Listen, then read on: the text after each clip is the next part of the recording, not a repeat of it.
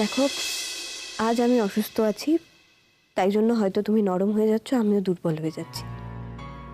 কিন্তু কাল আবার ওই বাস্তবতার মধ্যে চাপা পড়ে যাওয়া, যে আমাদের তিক্ততা, অবিশ্বাস, অশান্তি, সেগুলো কিন্তু আবার বেরিয়ে আসবে না। আমি কিছুই কি বদলায়নি?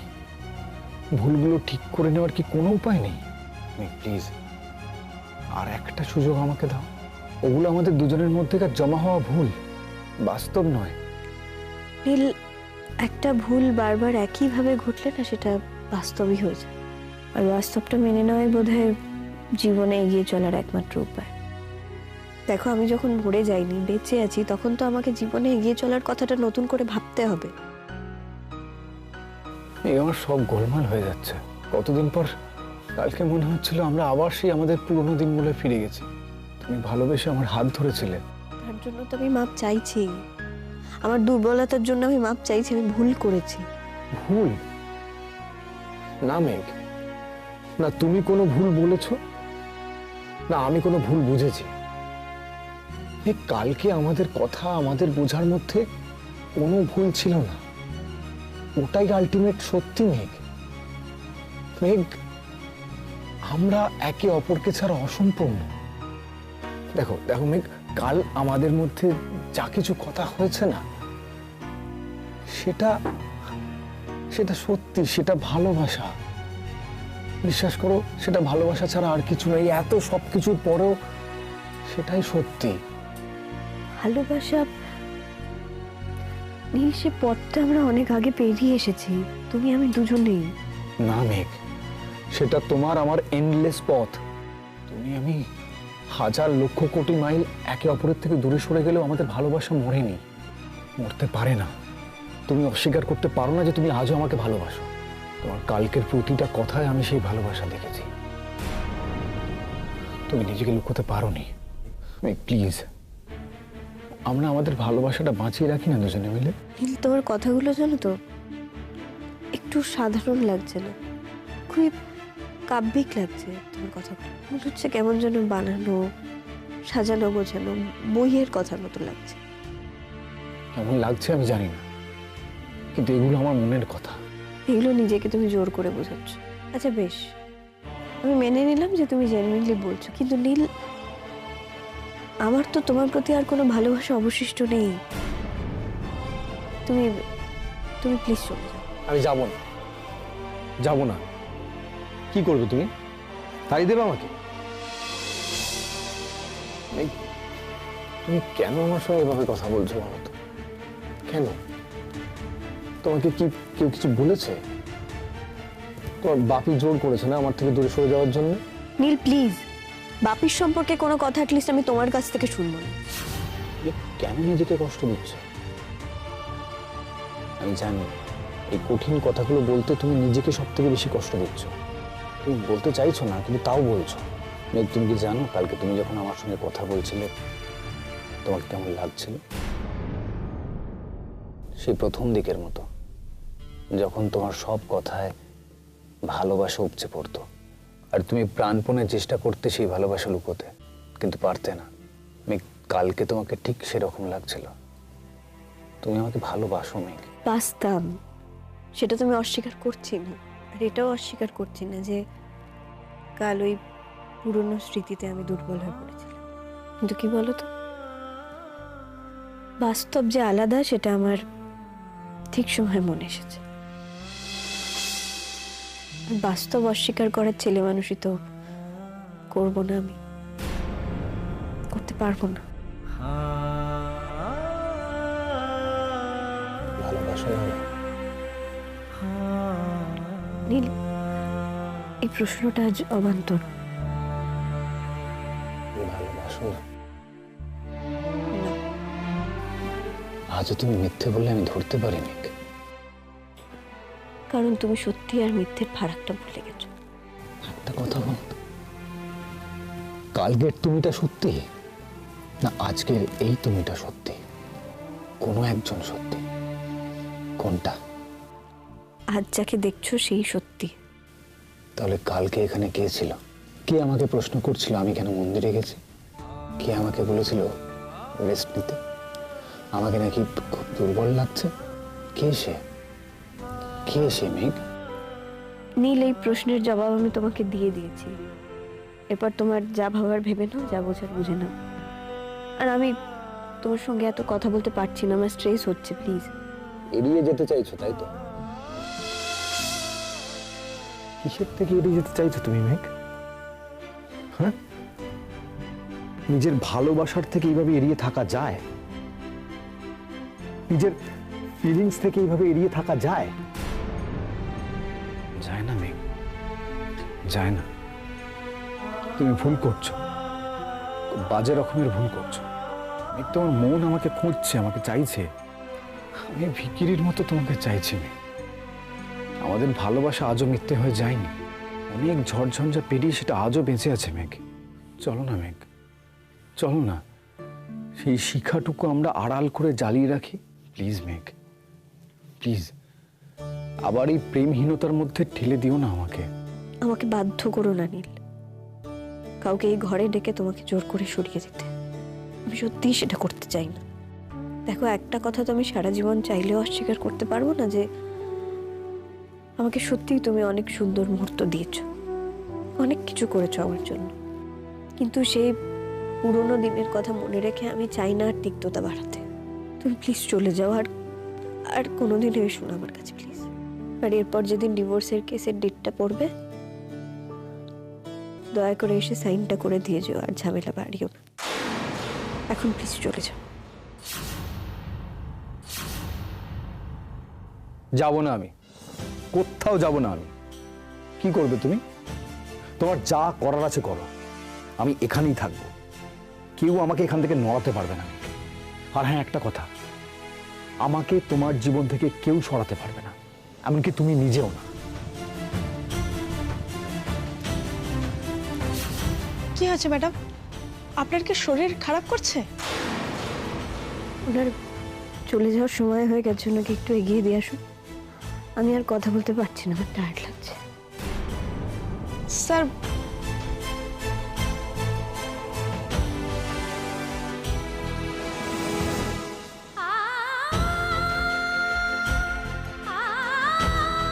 ম্যাডাম ম্যাডাম আপনি এভাবে কান্নাকাটি করবেন না। আপনার কিন্তু আবার শরীরটা খারাপ করবে। করুক শরীর খারাপ, কিন্তু বাঁচতেই চাই না, মরলেই বেঁচে যেতাম। আপনারা কেন যে আমাকে বাঁচাতে গেলেন, কেন যে আমাকে মরতে দিলেন না? আচ্ছা, মরে গেলেই ভালো হতো।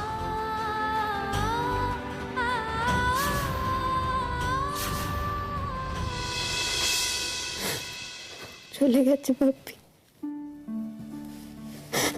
আমাকে বলে দিয়েছি যা বলার, আর কোনোদিনও আসবে না। চলে গেছে। কাঁদিস না রে মা, কাঁদিস না। জানি ও কোনোদিন আর আমার সামনে আসবে। তুমি আমাকে যেভাবে বলেছিলে, আমি সেভাবেই বলেছি। আর আসবে না, চলে গেছে, আর আসবে না। জানি না তোর করতে কষ্ট হচ্ছে, কিন্তু তোর ভালোর জন্যই তো তোকে শক্ত হতে হবে। তুই বারবার এইভাবে কষ্ট পাবি, এত কষ্ট তোর প্রাপ্য নয় রে মা। সরি। সরি বলছিস কেন?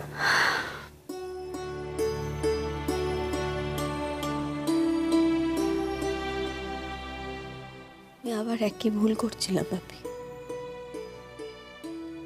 আবার আমি দুর্বল হয়ে পড়ছিলাম, আবার নিজের দুর্বলতাকে প্রশ্রয় দিচ্ছিলাম। আর হবে না বাপি এরকম ভুল, আমি আর করবো না। আমি জানি রে মা, তোর কতখানি কষ্ট হচ্ছে। হয়তো তুই মনে মনে ভাবছিস যে আমার বাপি এতটা নিষ্ঠুর কি করে হলো, হয়তো আমাকে আর তেমন করে ভালোবাসে না। না বাপি, আমি জানি তুমি আমাকে কতটা ভালোবাসো, আর আমি জানি যে তুমি আমাকে যা যা বলছো আমার ভালোর জন্যই বলছো। সবটা জানি বাপি। আমি আবার একটা ভুল করছিলাম, সেটা তুমি বুঝতে পেরেছো, আমি জানি। কি জানিস তো, তোর ভেতরে নীলের জন্য যে ভালোবাসাটা রয়েছে না, সেটাকেই তুই আঁকড়ে ধরেছিস। তার জন্য এত কষ্ট হচ্ছে। এরকমটা হয় রে, এক এক সময় এরকমটা হয়। আমরা ভালনারেবল হয়ে পড়ি, হতেই পারে। কিন্তু এই ভালনারেবিলিটি যদি তোমাকে নিয়ন্ত্রণ করে, কন্ট্রোল করে, তখনই মুশকিল। দেখ, নীল বারবার অন্যায় করেছে, তোকে ছোট করেছে, অপমান করেছে, অপদস্থ করেছে, সকলের সামনে তোর সম্মান মর্যাদা ধুলোয় মিশিয়ে দিয়েছে। তারপর আবার ফিরে এসেছে, বারবার মাপ চেয়েছে, আর তুই বারবার মাপ করেছিস তোর ভালোবাসার জায়গা থেকে। কিন্তু নীল শুধরোয়নি। কেন বলতো? ওর ভালোবাসাটা তো তোর মতো খাঁটি নয়, তাই বারবার এত কষ্ট পেয়েছিস তুই। মেঘ, নীল তোর জীবনে একটা নেগেটিভ ফোর্স হয়ে গেছে। তুই বারবার ঘুরে দাঁড়াতে চেয়েছিস, মাথা তুলে দাঁড়াতে চেয়েছিস, কোথা থেকে এসে সমস্ত ভেঙে চুরমার করে দিয়েছে। তুই বারবার কষ্ট পাবি, আঘাত পাবি, অপমানিত হবি। এটা তো চলতে পারে না। দেখ, আমি কোনোদিন তোর জীবন সেভাবে তো নিয়ন্ত্রণ করতে চাইনি, কিন্তু আজকে মনে হচ্ছে যে আমাকে শক্ত হতে হবে, নাহলে তুই কষ্ট পাবি রে। আজকে আমি জোর দিয়ে বলছি, মা, নীলকে আর প্রশ্রয় দিস না, দূরে সরিয়ে রাখ, নাহলে সুস্থ জীবনে তুই ঢুকতে পারবি না, সুস্থ জীবন পাবি না। তুই প্রমিস কর, মা, তুই আর কোনোভাবে ওকে প্রশ্রয় দিবি না।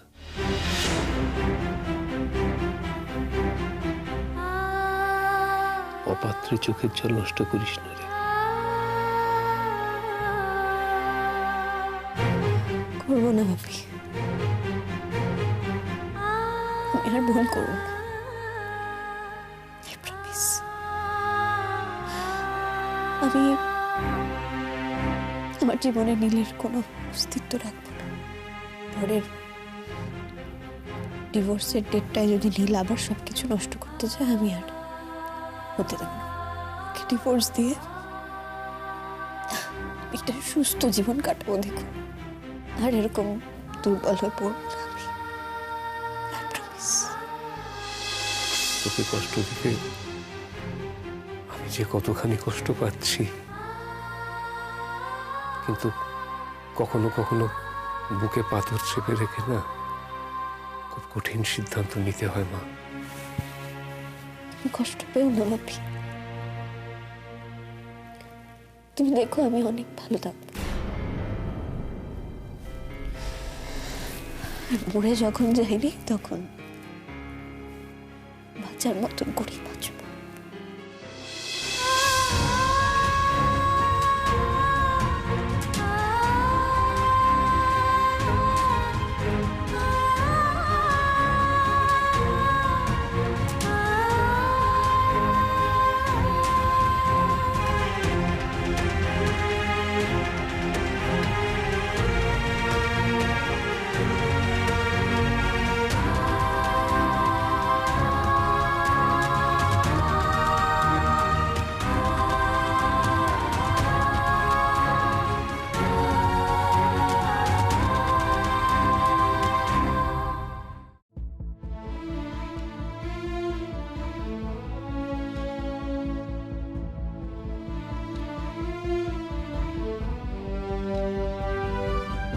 তুমি আর এখানে এসো না নীল। আমার তো তোমার প্রতি আর কোনো ভালোবাসা অবশিষ্ট নেই। তুমি তুমি প্লিজ চলে যাও। আর এরপর যেদিন ডিভোর্সের কেসের ডেটটা পড়বে, দয়া করে এসে সাইনটা করে দিয়ে যেও, আর ঝামেলা বাড়িও না। কাল ওই পুরনো স্মৃতিতে আমি দুর্বল হয়ে পড়েছিলাম, কিন্তু কি বলতো, বাস্তব যে আলাদা সেটা আমার ঠিক সময় মনে এসেছে। দেখে চলতে পারেন না? না না না মেঘ, না, তুমি নিজেকে মিথ্যে বোঝাচ্ছ, ভুল বোঝাচ্ছ। তুমি আজও ভালোবাসো আমাকে, অস্বীকার করছো তুমি সেটা, নিজেকে কষ্ট দিয়ে অস্বীকার করছো। তোর বাপি জোর করেছে না আমার থেকে দূরে সরে যাওয়ার জন্য? নীল প্লিজ, বাপির সম্পর্কে কোনো কথা অ্যাটলিস্ট আমি তোমার কাছ থেকে শুনবো না। কি করে মেঘ, কি করে তুমি কথাগুলো বললে? অনেক ভুল করেছি, অন্যায় করেছি, শেষবারের মতো মাফ করা যেত না মেঘ? যেত না? তোমার এই কঠিন সময় তোমার পাশে থাকতে দেওয়া যেত না? এত কঠিন, এত ঠান্ডা ভাবে তুমি কি করে বলে দিলে কথাগুলো?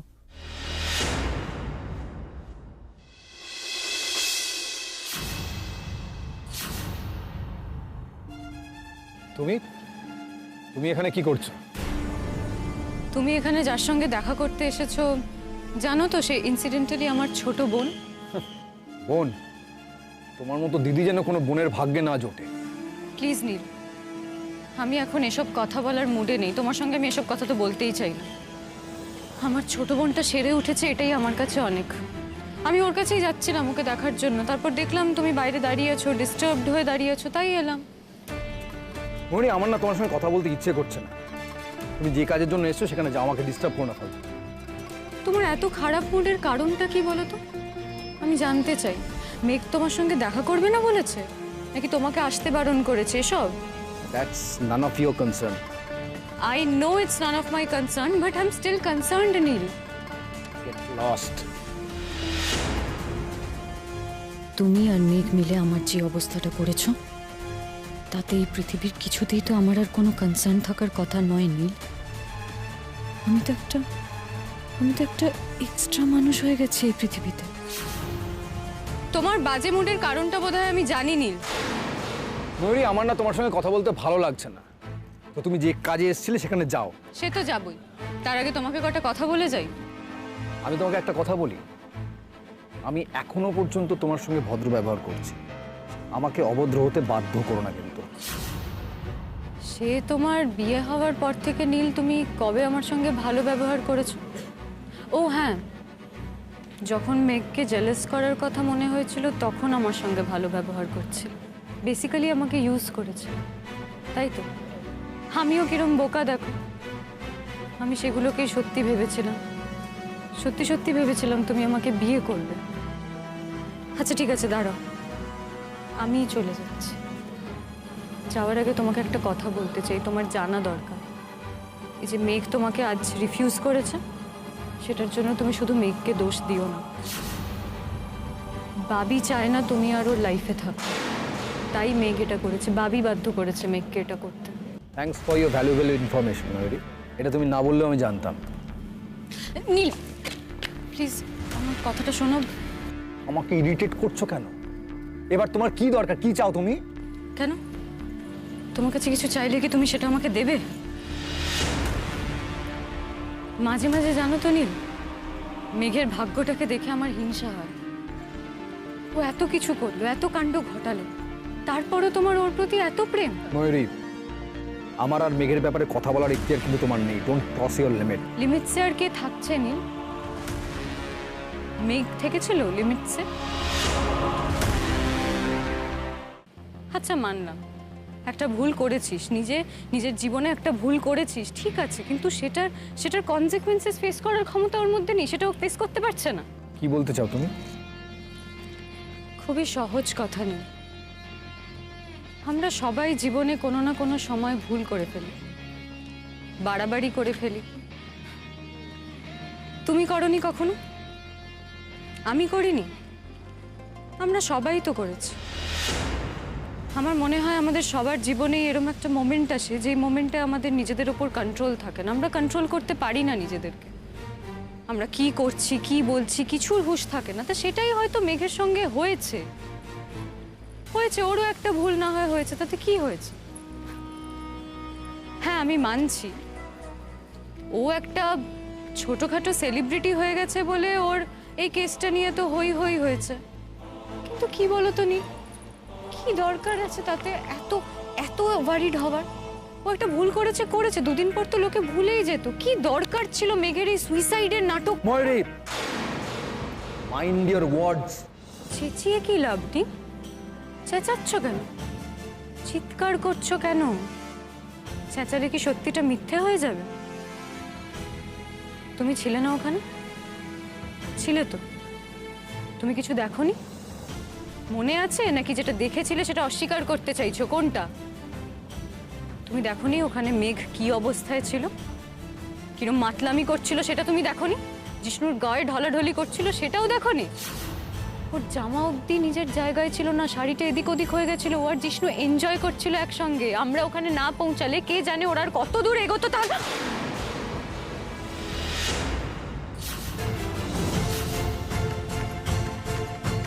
Shut up.